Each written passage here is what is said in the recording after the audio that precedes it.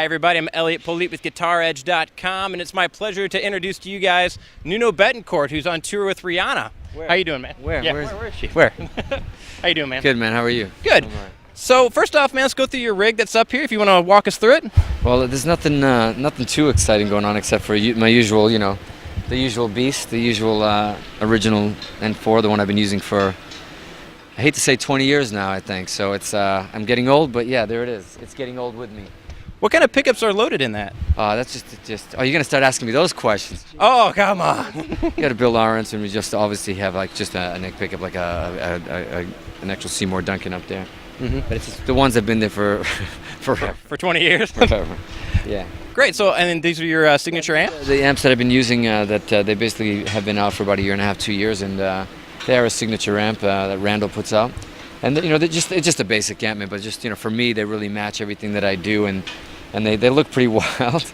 But it's just a clean, distorted, and just a solo channel. But the idea is the fact to just get something that really works well for all three, as opposed to I've never found like an amp with 3 channels that I really, I've bounced through Marshall and using Kettner throughout the years, but I finally found something that I don't think I can ever go back to anything else. I mean, this thing is really proud of it and really excited about using it live. Sure. And the story behind this was that you went and had somebody that built this for you, and you took it to Randall, and then it took off from there. Is that correct? Yeah, I mean, I work with somebody in Australia, this Peter King, and yeah, we had it in a very sort of Frankenstein and Frankenstein mode, and then we brought it over. Asked Randall if they were willing to do it, and then Randall helped me. The guys at Randall helped me sort of fine tune it and tweak it and get it together. And I know when I brought them the look of it, they were kind of a little bit scared, but I think they dig it now. Aesthetically, I think it's very cool, and it sounds great too. So it's a good combo. Yeah, I mean, the best place to hear it is probably on the new Extreme Live. The DVD we put out in the Extreme Live. That's probably gives you a good flavor exactly of where it's heard. Mm-hmm. Now let's go ahead and go through his actual pedal board down here. Pedal board thing is also pretty basic. I use the GT8 only because I haven't been using it in a long time, but I use it when there's to do Rihanna stuff. You have to have real diverse sounds. I mean, R&B stuff, funk stuff, heavy rock, punk, hip hop. So I need a lot of sounds within a song. So I just go through and I use that Boss GT8, and basically octave pedal, which I use a lot just for certain things. Your old tuner, a little gate. And I switch between cable and wireless. I hate wirelesses, so I only use it when I have to, because to me, when I have to go out to the front of the stage, or I go into the middle out there, or I have to go out. But anywhere I come on, I switch and put back the cable, because wirelesses are kind of cool. They've come a long way these days, but nowhere near as good as having the umbilical cord connected to you, if you know what I mean. Mm-hmm. So, I mean, being a big cable guy, is there a cable you actually go with, like pretty much, whether it's Mogami, or what kind of cable do you actually use? I think right now, I had a cable I was using for 20 years that Proco made for me, and I hated parting with it, but it was just getting so beat up. It just had the right tone, Most of the times, the most expensive cables people make are the worst. Mm-hmm. Like all this sort of super duper, ground. This blocks out atmospheric pressure. I look for the cheapest cables. Usually, you can walk into any sort of store and find a great 25, 30-foot cable. We try 2 or 3. Sometimes it's Mogami, whatever that Steve puts together, but they're really basic, and they have to be as simple as possible because they kill a lot of your tone. They can change your tone. Yeah. Tell me about what it's been like, being on tour with Rihanna. What has that changeover been for you like? The changeover. I don't know. I don't know what I would call it, if it's a changeover, but it's ironically enough, I don't really do much differently than Extreme, as far as like the sound and the amp and the guitars. Everything's literally we could kick into any Extreme tune and it would be the same sound. So I get to just kind of be me and play over, and ruin her songs for her and make them rock out a little bit more. Yeah. Absolutely. So, there is a lot of cool, rock elements to this show. Was that something that happened as like you came into it and they kind of built this kind of around you, or they're just like, here, you have fun with it and do your thing? No, there is a bit of a free reign, but there's also a music director, this guy who's a bit of a rocker, this incredible guitar player named Tony Bruno, who's out of New York, and he's responsible for a lot of the arrangements and giving the show a lot of its edge. Mm-hmm. But slowly but surely, you hope to take some of those ideas and kind of make them your own, and once again ruin all her songs. Now you still have stuff going on with Extreme. You got the new live DVD out. What's going on with the Extreme stuff? Extreme. I remember those guys. Oh, yeah. Back in the day. No, you know what?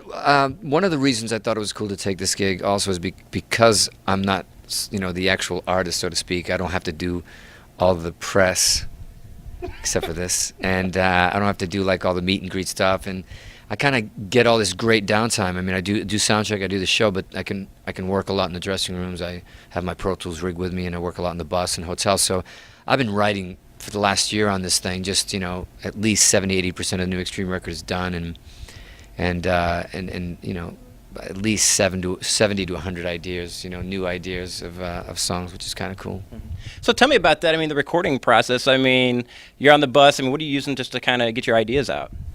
Just a lot of it just straight up, just a Pro Tools, LE that I record with in the bus and off my laptop, and I use mostly plugins and things, things like that. Guitar reamp stuff. A lot of the 11 plugins and some of the amp farm stuff, just to, it's perfect to get the stuff done without lugging tons of stuff. And if I really wanted to record something proper, I just bring it onto stage and just there it is, So that's all. Some keyboards here and there, some. And a triangle, yeah. Oh, nice. Gotta never leave home without a triangle, kids. You'd be surprised the inspiration that gives you. So, I mean, let's talk about that, actually, because there is a big push right now for, especially faster players, such as yourself. For that digital, you got the fractal guys that are doing the fractal axe effects, which are modeling all the amps. What's your take on that?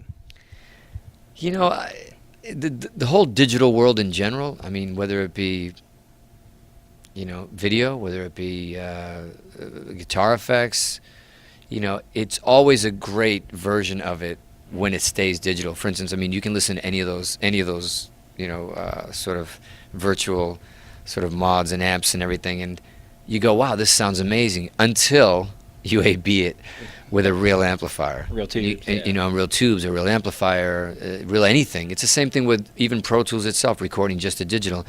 You go, wow, it's great. It's at 88K now, and everybody goes, we don't need 2-inch anymore. Until we went to do the last Extreme record, Saudades, and we went in and we went through a 2-inch, and it was night and day. So we recorded everything on tape, and then it ends up digitally anyways. But it's all great, but there's just something that lacks about any of the analog stuff. That's so the human aspect of it, the dirt sometimes is all a bit, it's all too nice sometimes, In our interview, we actually covered a Gear That Got Away story. You want to talk to us about what that piece of gear was for you that you wish you had back?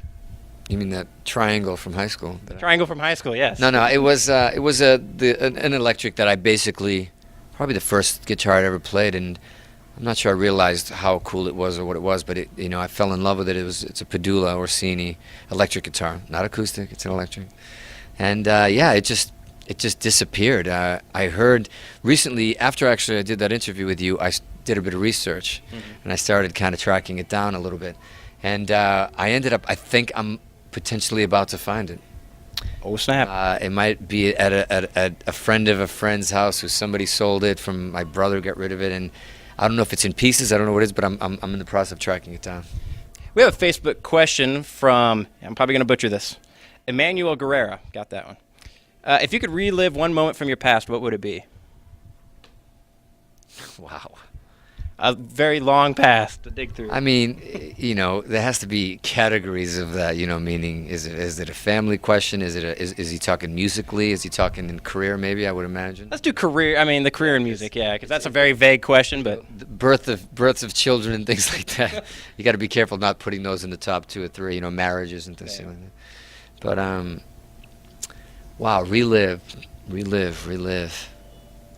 I think for me, probably one of the greatest days for me was probably that Freddie Mercury tribute concert. I think I would have probably paid a bit more attention to the detail of it if I could go back.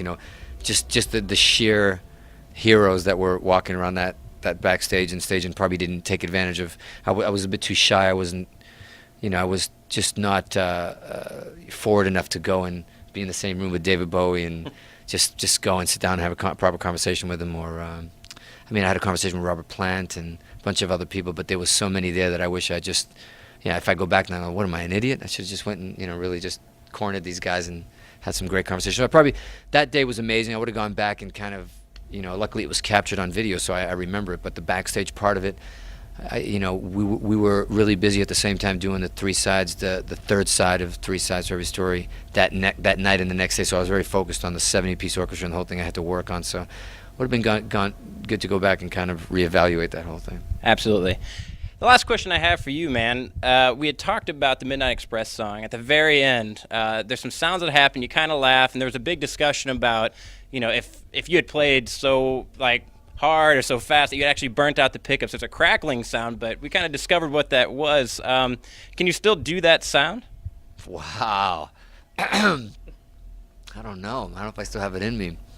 Yeah, it's the, you know, when I was very little, I did swallow a full horse by accident, and that's what I tell my kids anyways. Can I do that sound? I don't know. I don't know what's harder, doing the sound or doing it while Kesha's on right now. There's Kesha in the background blaring.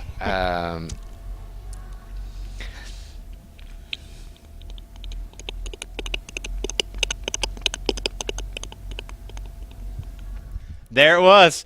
I urge you guys to go back, listen to Midnight Express, last part of the song. That's what that sound is. Already, but that was it. That was it.